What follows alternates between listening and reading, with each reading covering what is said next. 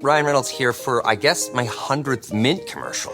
No, don't. No. I mean, honestly, when I started this, I thought I only have to do like 4 of these. I mean, it's unlimited premium wireless for $15 a month. How are there still people paying 2 or 3 times that much? I'm sorry, I shouldn't be victim blaming here. Give it a try at mintmobile.com/save. Whenever you're ready. $45 upfront payment equivalent to $15 per month. New customers on first 3-month plan only. Taxes and fees extra. Speed slower above 40 gigabytes. See details. What do Mattel, Banana Republic, ButcherBox, and Glossier all have in common? They power their businesses with Shopify. Shopify is the most innovative and scaled commerce platform on the planet that also happens to have the best converting checkout on the planet. And that's no industry secret. That's Shopify. Learn more at shopify.com/enterprise.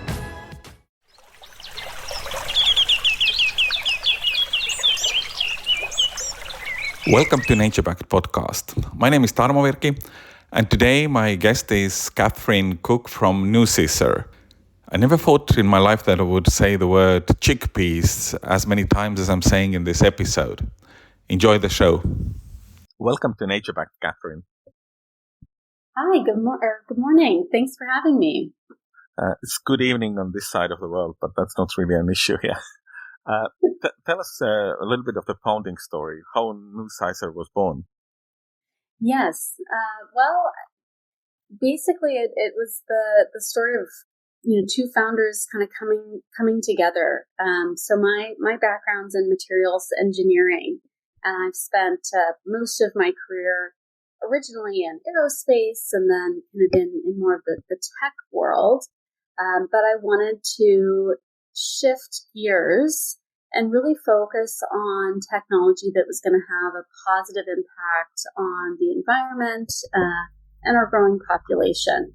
And so I started to get really excited several years ago now about the movement into more plant-based proteins and the idea that ingredients are just another set of materials with their own functional and nutritional properties. And our ability to breed at the seed level could have a massive, opportunity to really open up that space. So I started to really look at how I could bring some of that materials view into the food space. And then I happened to be talking with my co-founder, who is actually my dad. So it was, one of those maybe slightly cliche stories where we're literally sitting around the dinner table, right? Talking about, my pending transition into the food space and my excitement there. And he was telling me about some of his research. He's a professor at UC Davis, and he's spent 35 years working to understand the genetic controls behind key legume traits. And while most of his life has been spent focusing on nitrogen fixation and really the evolution of genetics and the impact that has on nitrogen fixation and other legume traits, about 15 years ago, he decided to focus on chickpeas for their importance in the global food system and bringing back some of the genetic diversity that had been lost when chickpeas were originally domesticated 8,000 years ago. And so he was making some pretty big headway on moving the needle in chickpea genetics. And the light bulb went off, the ability to breed for better chickpeas and better in many different aspects. Could open up that space for proteins, for better fibers, for better economics. And so we decided to found NuCicer to really unlock the full potential of the crop. We'll get more into the chickpeas in a minute, but how do you make this equation work? There's a lot of family companies, of course, in kind of normal business world, so to say. Mm-hmm. But there ain't too many startups of which are founded by the children and their parents. I can remember exactly just one which I've met over the last couple of years. But I think the case was similar. I think the dad was a professor of the topic the company was working on. Sure. Yeah, it's certainly, I think every business is unique. And for me, so I can certainly speak to my side of it.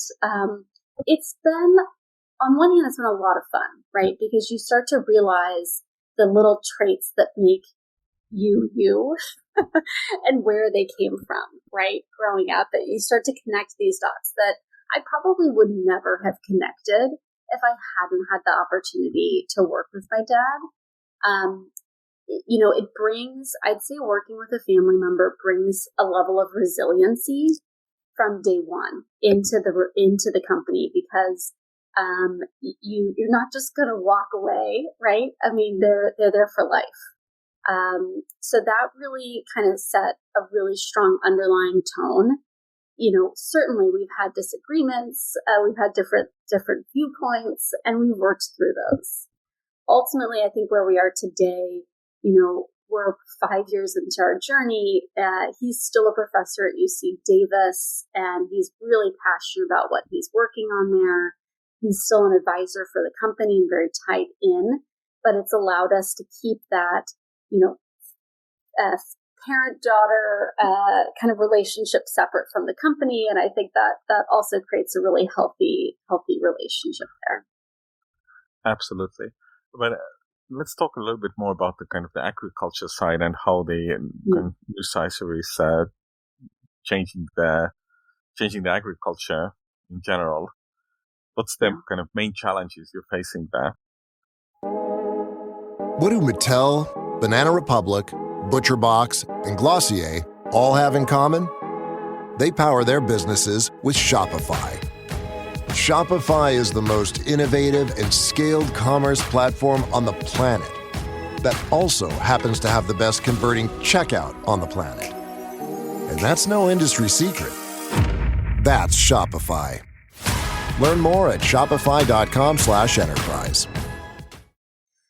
Yeah, so to be honest, coming into food and ag, right, 5 years ago, I'd never been to a farm. I'd never been to a food processing facility. And so my eyes have really been opened over the last several years to some of the key challenges that are being faced. And we talk a lot at the consumer level, and for me on a day-to-day basis, some of my motivation comes from the environmental challenges that we're seeing in ag with shifting climate, some of the consumer health challenges with ultra-processed food and, protein and fiber coming into the equation. But one thing that I've noticed, particularly working here at NuCicer, is that the food and ag system is not truly an integrated system. And that I'm going to actually call it fragmentation. I believe is actually limiting some of the innovation opportunities today. The reason I say fragmentation is because on one hand, we've got ag technologies, whether that's in breeding, whether that's in some of the ag inputs or some of the AI applications that are all focused on the grower and how to improve yields, improve nutritional density, resiliency of crops, etc. But then at that point, that's where that transaction ends. The conversation doesn't go further. It doesn't go into what impacts can those have on processing? Can those have on the ingredients or the end brands? And often there's actually a lack of understanding of what happens beyond maybe one stage ahead of you and one stage before you in the system. And so we actually have an opportunity today, and I would say we should be calling it a requirement to be taking the very end of the system, which I would call the food brands and the consumers that are actually doing the formulations and purchasing, all the way linking it back to the genetics and the breeding and the input technologies. By connecting those, we can actually create way more value in the system. We have to figure out how to rebalance and share that to incentivize the players. But that's what's needed, not just financially for these companies, but for the impact that we want to have on the world. So for me, that's what I would say is, it's not just about climate or health. It's about, connecting a fragmented system so we can actually address the root causes. Is this a global issue, or is it somehow more related to some regions? I believe it's a global issue. I really do. When we talk about developing varieties or crop inputs or new ag practices, whether that's in Europe or the Americas, or whether that's in China or India or Africa, it has to connect downstream. There has to be a demand for that on the food side in order to encourage ag to adopt better practices or better genetics. And so I really do believe this is a global challenge that we need to be addressing systematically. With NuCicer, how do you kind of address this challenge? So what we do is we kind of turn the breeding process on its head. We start actually with conversations at the formulation side. So talking with consumer brands across pasta manufacturers, looking at snack foods, whether that's extruded puffs or chips. Talk to baking companies that are making, breads or specialty crusts. Everything, all the way downstream to purified proteins and alternative meats or yogurts. By understanding the challenges that they're having, flavor, shelf life, function, nutrition, we can now take those challenges and understanding how those ingredients are performing in that matrix, bring that all the way upstream and say, what changes can we institute at the seed level? For example, by increasing protein in chickpea, by removing oil content in the chickpea seed, by changing something as simple as changing the shape and how the chickpea seed actually processes in some of the seed coat removal steps can have a massive impact on the economics even. So by understanding those truly, downstream requirements and bringing them back, that's how we're creating unique value in chickpea. And we're able to do that, unlike some breeding programs, particularly in chickpea where the genetic diversity has been left behind in the wild species, and therefore you just don't have the genetic power to make those changes and address those needs. By bringing back some of the wild species, we naturally have now access to 40 times more breeding power than what other people had access to. And so we have those traits to naturally breed and solve those challenges. Right now, get scary good deals on select Ring cameras and doorbells. See who's there. Keep your scaredy cats company. Oh, it's okay, sweetie. I'll be home soon. And protect your crypt from the real monsters. Oh, come on. The sign says take one. Save big on select Ring devices right now at ring.com. Life is hard, but finding a really great podcast makes the days go by so much easier. Hi, my name is Blue Telusma. I'm a writer, an emotional intelligence coach, and the host of Humanize with Blue Telusma, a podcast where we believe that when you humanize everyone in the room, a great conversation is almost guaranteed. Join us every week here on Electricast as me and my guest co-hosts unpack big topics and interview even bigger personalities with a sense of humor and a dash of mischief. If you're looking for a new best friend in your head, we've got you covered. Electricast. To talk a few words about what makes you guys special, how is, NuCicer chickpea different from your average chickpea from the shop? Yeah. So last year, actually, we launched our very first commercial variety. We call it NC1. One day we might get around to giving it a fun name. But what makes it truly unique, I'd say, is she did two aspects. Nutritionally, it has up to 75% more protein than a standard chickpea, which, gives flexibility in formulation, and which very much changes the economic equation of chickpea protein. So that's, I would say it's really hero characteristic. Beyond that, at the farming level, at the grower level, we see strong yields and we see a shorter time to maturity. So when you plant it, it typically matures about 10 to 20 days faster than a commodity, standard chickpea on the market. That's really critical because when we're talking about not just, how quickly growers need to get a crop out of the ground to get the next crop in, there's also a lot of use of desiccants, right? Chemicals to dry down at the end of the season. If you have a long season crop, you risk rains at the end of the season, wiping out crop yields, hail events, having massive impact on your crops. So the shorter the season, as long as you can keep your yield where it needs to be, the better. Not just for the consumer in terms of removing chemicals, but also for the grower. And that's, I think, another piece that makes our first variety so impactful in the system. What about the chickpeas kind of positioning in the whole food ecosystem?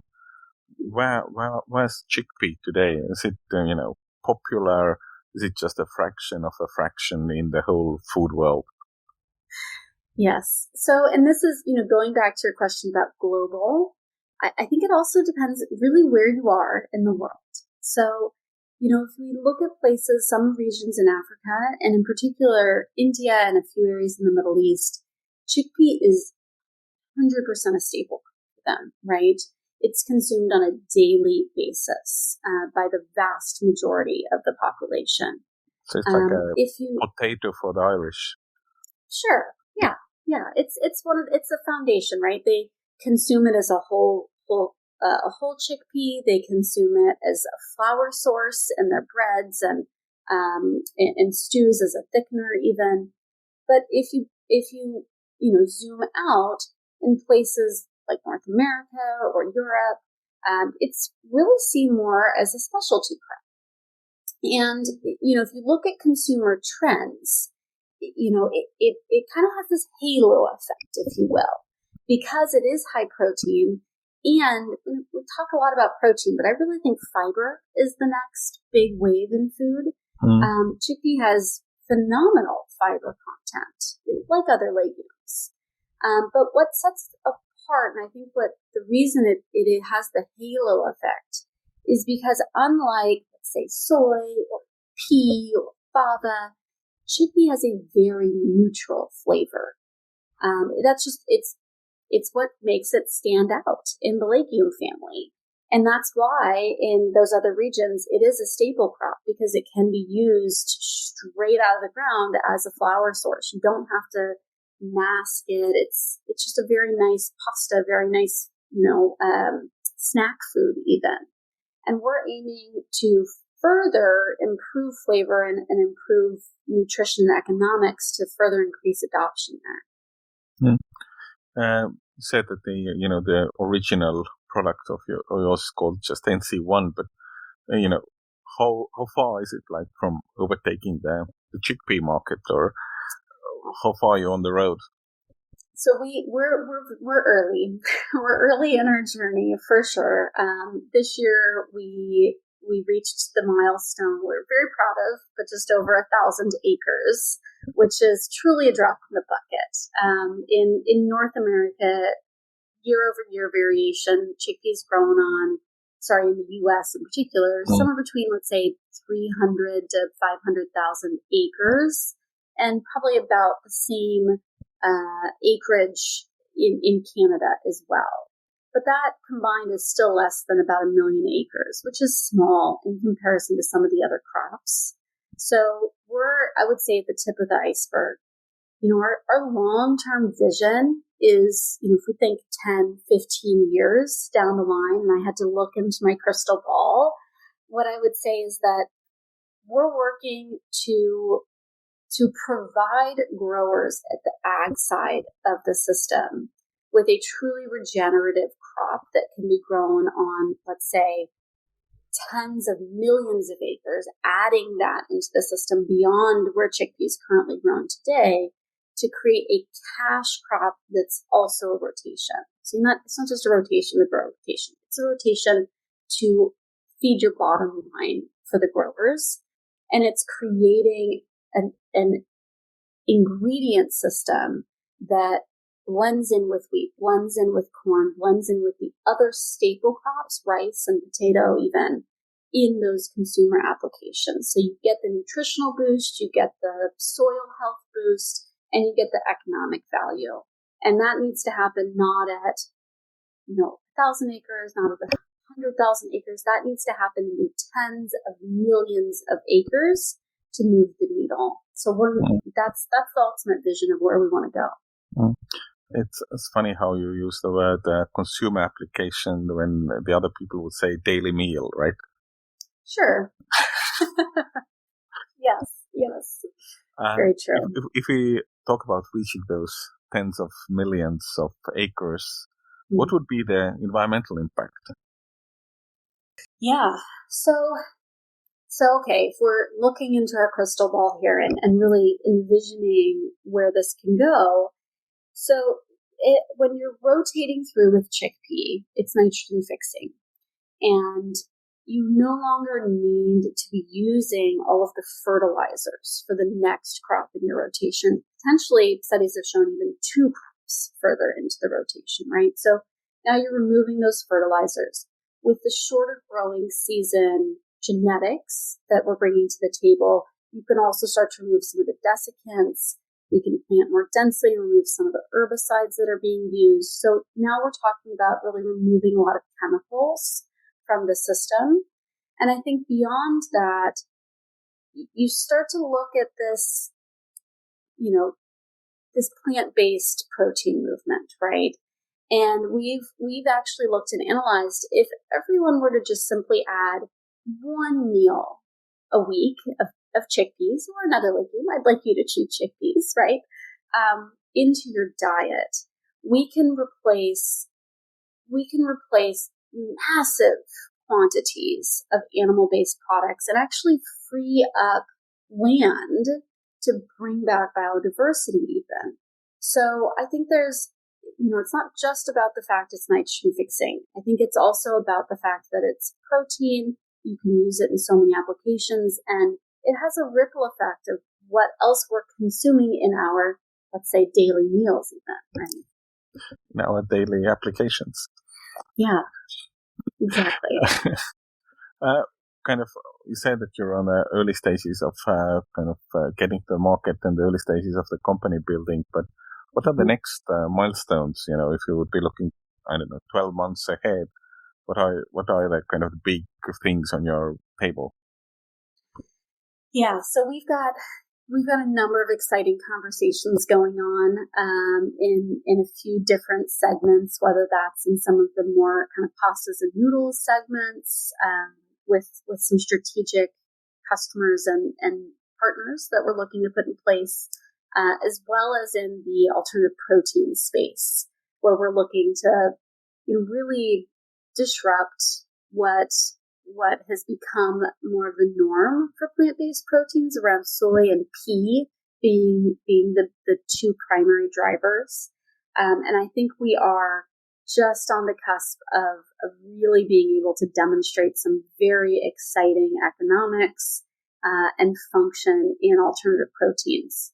I'd say for me, that's what I'm personally super, super excited about. And we've been doing our own internal tests and some of our own taste tests.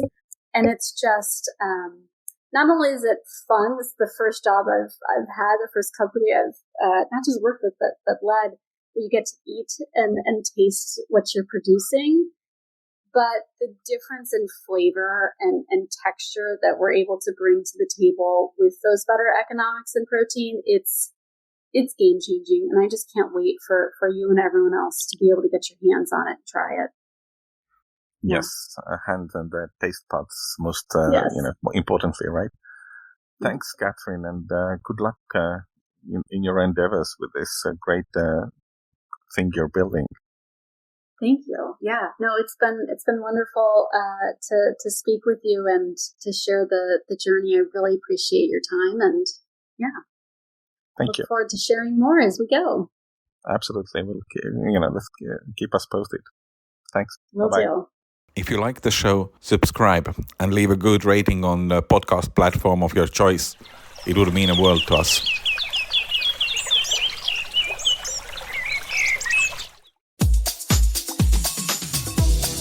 For those of you who dream of a world where music and podcasts live together in perfect harmony, now, for the first time, Electricast gives you a magical compilation, Pod Till You Drop, Volume 1, where we give you the best in tunes and the best in podcasts.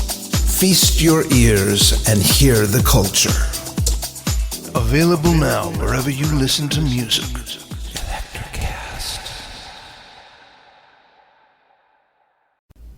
Hey, heard you like podcasts. Well, check out Dollar Bets. Two sports guys with faces for radio, betting live money against each other on air. That's Dollar Bets with a Z. Find us on the Winner's Edge.